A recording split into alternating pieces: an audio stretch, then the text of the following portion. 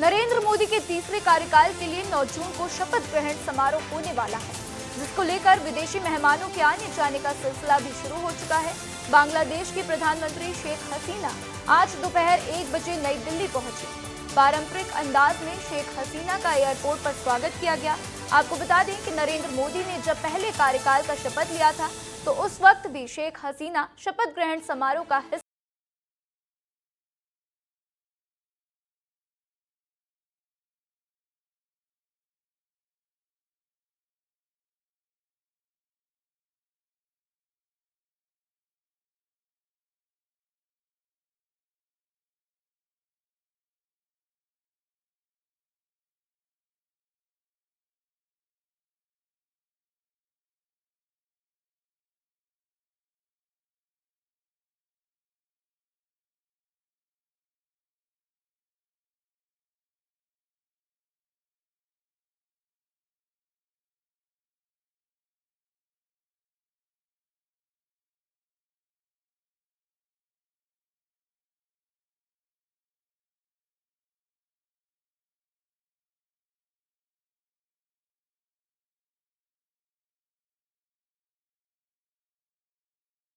द्वारा पहले से ही इस समिति बनना था, उसकी बैठकें भी समय समय पे जितना होना चाहिए तो नहीं किया। चाहे आरक्षण का हो, चाहे पदोन्नति का हो, वो विषय जस का तस पड़ा हुआ है। राजनांदगांव के डोंगरगढ़ में ईडी ने दबिश दी है। मां बमलेश्वरी मंदिर ट्रस्ट के अध्यक्ष और राइस मिलर एसोसिएशन डोंगरगढ़ के अध्यक्ष मनोज अग्रवाल के घर पर ईडी ने सुबह से ताबड़तोड़ छापा मार रही है। तो वहीं आपको बता दें कि 2 अलग अलग गाड़ियों में सुबह 5 बजे से ईडी मनोज अग्रवाल के घर पहुंची हुई थी, जहां अभी भी ईडी छापेमारी कर रही है। तो एमसीबी जिले के दूरस्थ वनांचल क्षेत्र कोटाडोल तहसील के अंतर्गत आने वाले लगभग सैकड़ों किसानों के साथ मनमानी का मामला सामने आया है, जहां समिति प्रबंधक पर किसानों की बिना अनुमति के खाते से राशि आहरण करने का आरोप लगाया गया। आपको बता दें कि मामले पर जिला कलेक्टर, एमसीबी और पुलिस अधीक्षक को शिकायती पत्र सौंपकर उचित कार्रवाई की मांग की गई है। तो किसानों ने आरोप लगाया है कि प्रबंधक के द्वारा फर्जी केसीसी लोन बिना किसानों की जानकारी के नाम से निकाला गया है और किसानों के साथ धोखाधड़ी भी की गई है।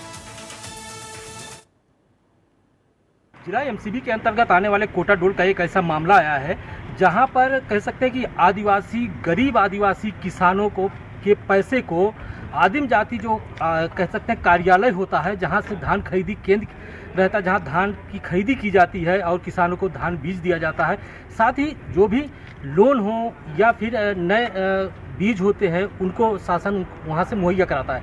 लेकिन वहां के जो प्रभारी हैं उनके ऊपर आरोप लगा है कि उन्होंने तकरीबन 150 से 200 लोगों का बिना किसानों की जानकारी के उनके खाते से ऋण के रूप में पैसा आहरण कर लिया है। साथ ही आज यहाँ पर जो एक किसान आए हैं कोटाडोल से, ये कह सकते हैं कि वनांचल क्षेत्र के ग्रामीण लोग हैं जो सीधे साधे रहते हैं और इसी सीधे साधेपन का फायदा उठाकर लगभग 150 से 200 लोगों के खाते से पैसा आहरण कर लिया गया है बिना इनकी जानकारी के।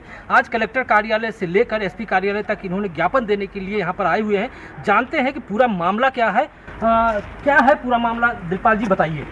पूरा मामला यह है कि आदिम जाति सेवा सहकारी समिति कोटाडोल के प्रबंधक द्वारा इन भोले भाले हमारे गरीब आदिवासी किसानों के नाम से उन्होंने केसीसी के नाम से, खाद बीज के नाम से, इनके नाम से लोन निकाल लिए गए हैं। जब किसान लोग वहाँ अपना केसीसी खाद लेने के लिए भी गए, तब इनको पता चला कि हमारे नाम से लोन है, क्योंकि लोन रहता है तब किसानों को खाद बीज या और अन्य पैसा नहीं मिलता। कितने लोगों का लगभग निकाला गया है? लगभग 150 से 2 लोगों का निकाला गया है। 150 से 200 लोगों को निकाला गया है। दादा, आपको जानकारी, आपके खाते से लोन लिया गया है? नहीं, हमको नहीं जानकारी है। कितना लोन लिया गया है? 1 लाख। आपको पता नहीं है? नहीं है, क्या वो लिखा है, वो क्या नाम कहते जैसे बनाया है। अच्छा। इनके खाते से 1 लाख रुपया निकाल दिया गया, इनको पता नहीं है। यहाँ पर एक माता आई हैं, बड़ी बुजुर्ग हैं, इनसे जानते कितना पैसा निकाल लिए हैं? हाँ, 2 लाख। 2 लाख। आपको पता है? पता है यहाँ वहाँ देखो वहाँ हरे तब न जानो। अच्छा। जहाँ पैसा देता है तहाँ। तो खबर राजनांदगांव की, जहां नगर निगम ने बरसात से पहले नालों की साफ सफाई शुरू करा दी है। शहर के नालों की सफाई का कार्य भी शुरू कराया गया है।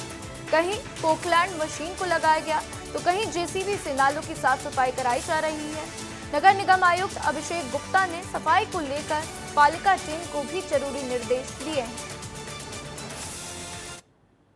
मेन जो बड़े बड़े नाले हमारे शहर के अंदर 8-10 नाले हैं, उनकी सफाई स्वास्थ्य विभाग द्वारा की जा रही है। स्वास्थ्य अधिकारी लगातार उसको अपने नेतृत्व में सफाई की व्यवस्था करा रहे हैं। मानसून का मौसम आ गया है और लगातार नगर निगम नाले की साफ सफाई कर रहे हैं, क्योंकि नाले लगातार यहाँ साफ सफाई नहीं होने से लगातार यहाँ पे पानी भराव की जल स्थिति बना रहता है। इसलिए नगर निगम की टीम आज यहाँ कमिश्नर के यहाँ लगातार मीटिंग कर रहे थे, जिसका विजुअल मैं दिखाना चाहूँगा अपने कैमरामैन से।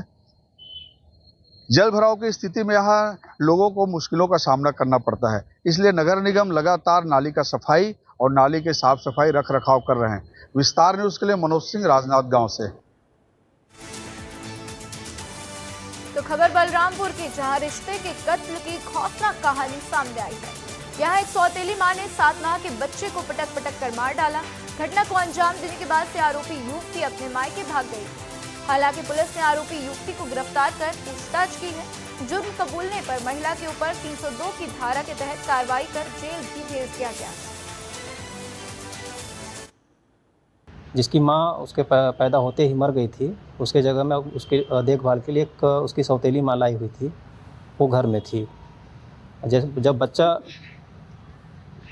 को उठाने का प्रयास किया तो बच्चा नहीं उठा, तो अपनी पत्नी से पूछी कि क्या हुआ इसको करके। कुछ नहीं बताई, चुपचाप वहाँ से वो भाग गए अपने मायके। आरोपी से जब पूछताछ किए तो बता रही थी कि गोदी की हुई थी, उसी समय बच्चा गिरा, उसी के ऊपर गिर गई, जिससे उसको चोट आया। बाद में शांत नहीं होने पर उसको पटक कर मारना बताया। जशपुर पुलिस ने शिक्षिका के साथ गैंगरेप करने वाले आरोपी को गिरफ्तार किया है। घटना पिछले वर्ष 4 सितंबर की है, जहां एक निजी स्कूल में पदस्थ शिक्षिका को साथ लेकर घूमने आए आरोपी सद्दाम खान और इम्तियाज अंसारी वाटरफॉल घूमने आए थे। अच्छी जान पहचान होने के नाते शिक्षिका ने साथ जाने का निर्णय लिया था, जहां आरोपी ने वाटरफॉल के पास सुनसान क्षेत्र में ले गया और फिर इसके बाद उन्होंने झाड़ियों में शिक्षिका के साथ छेड़छाड़ शुरू कर दी थी और दुष्कर्म की घटना को अंजाम दिया था। तो घटना के बाद से जनजातीय सुरक्षा मंच ने राष्ट्रीय संयोजक गणेश राम भगत ने बगीचा थाना का घेराव किया था। तो वहीं जशपुर पुलिस ने झारखंड के साइबर सेल की मदद से आरोपियों को गिरफ्तार कर जेल भी भेज दिया है।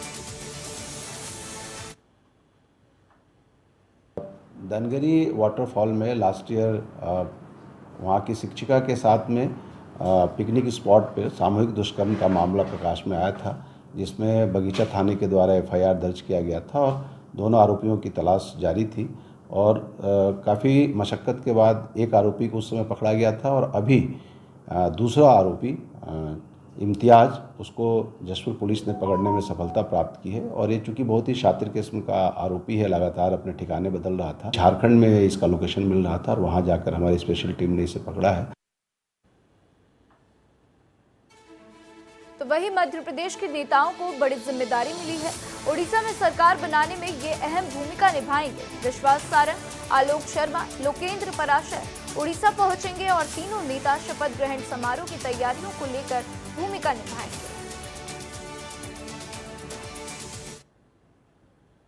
मोदी जी देश में फिर से प्रधानमंत्री बनने वाले हैं। एनडीए को 400 सीटें मिलने वाली है और पूरे देश में मोदी जी के प्रति अलग तरह का आकर्षण है। लोगों ने स्वीकार किया कि 10 साल में मोदी जी ने इस देश में परिवर्तन लाकर देश को आगे बढ़ाया है।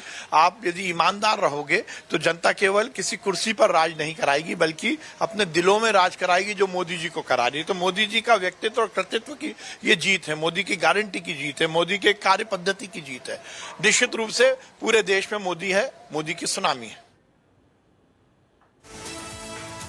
तो वहीं दिल्ली से भोपाल सीएम डॉक्टर मोहन यादव वापस आएंगे और मंत्रालय में सरकारी कामकाज की समीक्षा करेंगे। मंत्रालय में मुख्य सचिव सहित अन्य अधिकारियों से मुलाकात करेंगे और फिर देर शाम या फिर कल सुबह दिल्ली के लिए रवाना वापस हो जाएंगे।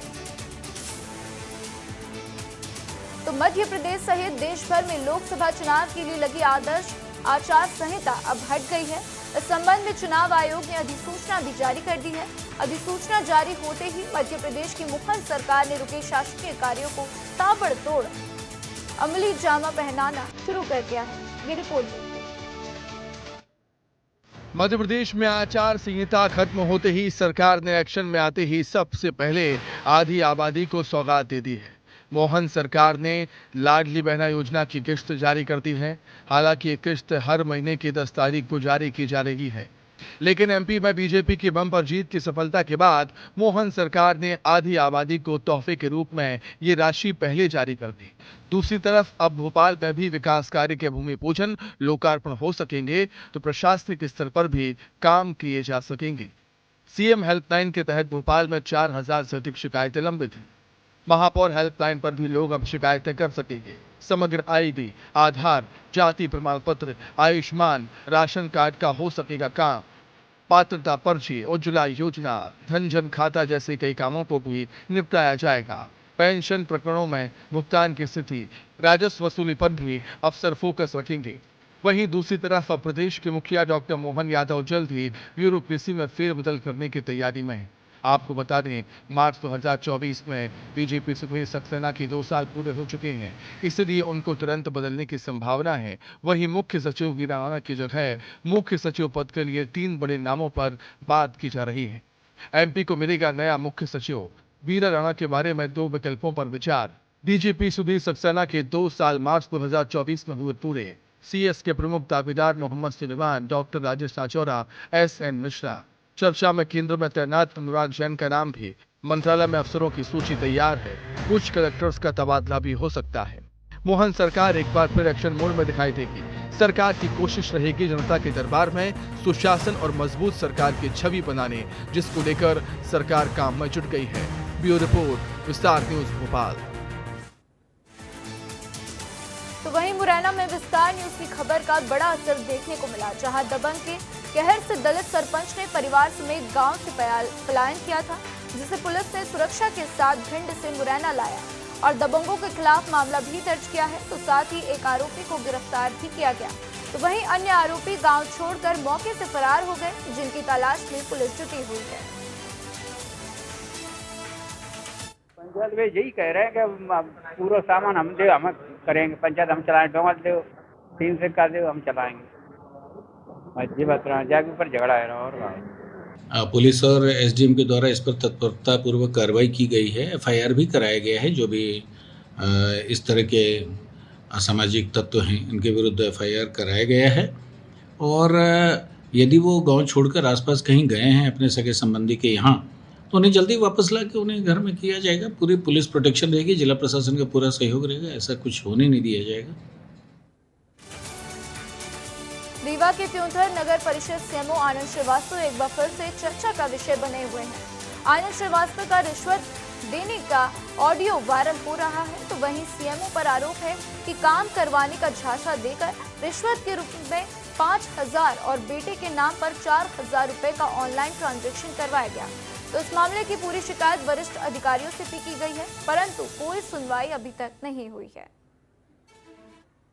सर, समस्या ये है कि मेरा लोक निर्माण की दर पास है वित्तीय वर्ष 2023-24 नगर पालिका की। उसमें मैं छोटे छोटे कई सारे काम कंक्रीट वगैरह के किया हूँ। साथ साथ 2 मेरे ऑनलाइन टेंडर के माध्यम से मुझे टेंडर मिला था। एक वार्ड क्रमांक 4 में रोड निर्माण का और एक वार्ड क्रमांक 6 में नाली निर्माण का। तो जो वार्ड क्रमांक 4 की रोड निर्माण है, उस कार्य के संबंध में जब मेरा बिल बनाने की बात आई तो सीएमओ साहब ने मुझसे 10,000 रुपये की डिमांड की, जिसका ऑडियो भी वायरल हुआ था। तो मैंने 5,000 रुपये उनको दिया था। प्रकरण की गंभीरता देखी जाएगी। प्रकरण में क्या हुआ है, जैसा कि आप बता रहे हैं, अगर पैसे का लेन देन हुआ है तो गंभीर किस्म का आरोप है, जिसके उसके अनुसार कार्रवाई की जा सकती है। मुरैना में वन विभाग और पुलिस ने संयुक्त रूप से रेत माफिया पर बड़ी कार्रवाई की है। चिन्नौनी घाट पर वन विभाग के गश्ती दल ने रेत माफियाओं पर दबिश दी, जिसके बाद से रेत माफिया नदी के घाट पर ही ट्राली छोड़कर भाग खड़े हुए। आपको बता दें कि इस दौरान रेत से भरी हुई 12 से अधिक ट्रॉली को वन विभाग और पुलिस ने अपने कब्जे में ले लिया। तो जानकारी के मुताबिक सभी ट्रॉलियों की कीमत लगभग 25 लाख रुपए बताई जा रही है। ये अच्छी कार्रवाई हुई है। थाना चिन्नौनी अंतर्गत जो चिन्नौनी घाट है रेत का, वहाँ पे अभी कुछ समय से पुलिस काफ़ी सख्ती दिखा रही थी और फिर ये सूचना मिली कि दोबारा कोई प्रयास कर रहा है, तो उसमें फॉरेस्ट विभाग की टीम के साथ पुलिस के द्वारा वहाँ पे दबिश दी गई। जैसे ही पुलिस के द्वारा दबिश दी गई तो वो जो लोग हैं वो यहाँ वहाँ अफरा तफरी मच गई। पुलिस वहाँ पर गई और ये रात भर ही ऑपरेशन किया गया। सुबह 4 बजे तक सारे ट्रैक्टर सारी ट्रॉली जो है लगभग 12 ट्रॉली रेत की भरी हुई, इनको चिन्नौनी थाने लाया गया, उस पर कार्रवाई की जा रही है। मेरे हमरा रहते हुए देवरी गेमलिन देवरी के स्टाफ के साथ में गश्ती कर रहे थे। संध्या के समय जैसे सूचना मिली कि चिन्नौनी घाट और भर्रा घाट के बीच में अवैध उत्खनन करते हुए कुछ ट्रैक्टर की सूचना मिली। समय को देखते हुए हमने पुलिस को इन्फॉर्म किया, तो फिर भी क्या हुआ कि नदी क्रॉस करके ट्रैक्टर को लेके भाग गए, लेकिन ट्राली जो थी पूरी 12 ट्रालियों को हमने चिन्नौनी थाने लाकर वैधानिक कार्रवाई की गई। रीवा में पुलिस कर्मियों के थाने में बैठकर वर्दी पहनकर शराब पार्टी करने का एक वीडियो वायरल हुआ। उसके बाद से पुलिस अधीक्षक विवेक सिंह ने दोनों पुलिस कर्मियों को लाइन अटैच कर दिया और वीडियो में पुलिसकर्मी खुद दावा करते नजर आ रहे हैं कि वह थाने में बैठकर वर्दी पहनकर शराबखोरी कर रहे हैं। मीडिया रिपोर्ट्स के मुताबिक नशे की हालत में उन्होंने खुद का एक वीडियो भी बनवाया जो बाद में वायरल हो गया। वीडियो संज्ञान में आते ही एसपी विवेक सिंह ने पूरे मामले को गंभीरता से लिया है।